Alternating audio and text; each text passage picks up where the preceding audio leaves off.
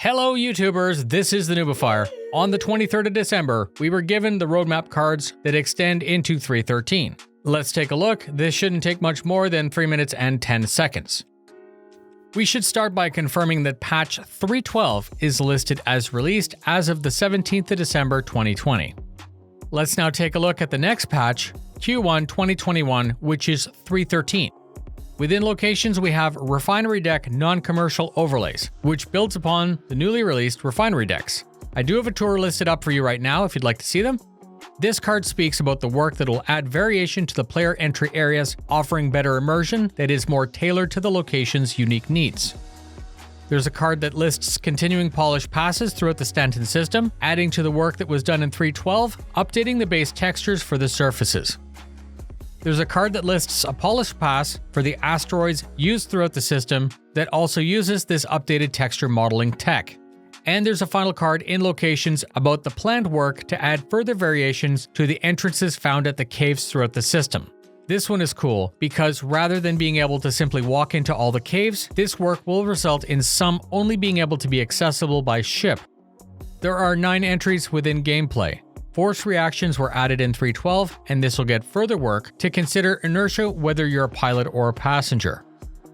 Missiles will be made to use the IFCS system, allowing for better control and flight behavior. Apparently, we will be able to name and number our ships in 3.13. I won't be able to say this one. And there's a first pass of the visual degradation, which is being added. This means that our ships will show signs of age and wear based on how long they've existed. They plan to add the first part of the backend, allowing for hacking mechanics. This will be its own minigame that's seen within the player's HUD. Long-awaited ship-to-ship docking is a card which should let the Merlin and Connie dock. This will introduce a new automated docking system. The last time they spoke about it, they did confirm that this is only automated, and you can't do it manually. We have seen the missile operator mode move from previous patches. Its aim is to allow the operator to choose between missile types to tailor the attack to the right type of weapon. Despite the picture being a ballista, this was also confirmed to be throughout all vehicles. Surrender V2 is also here, which will let you surrender instead of being killed and will also save your ship to an impound instead of straight up destruction. The last card is Ship to Station Docking, which was teased 2 months ago on Inside Star Citizen. This was that extendable docking corridor that allows for larger ships to be serviced and requires some further options within the landing service section when requesting permission for docking. Moving to ships and vehicles, we have 2 eagerly awaited powerhouses, the Hercules M2 and C2 variants. The only card in the weapon section is called Mounted Guns.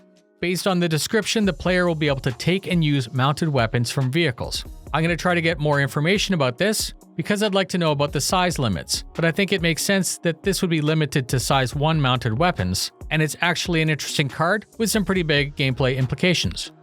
In core tech, we have a card that indicates that work will be done to legacy tech to convert it to be compliant with iCache. And that's it. 3.13, according to the release view of the roadmap. Thank you very much for spending your time with me, and please stay tuned for more. Fly safe, and I'll see you in the verse.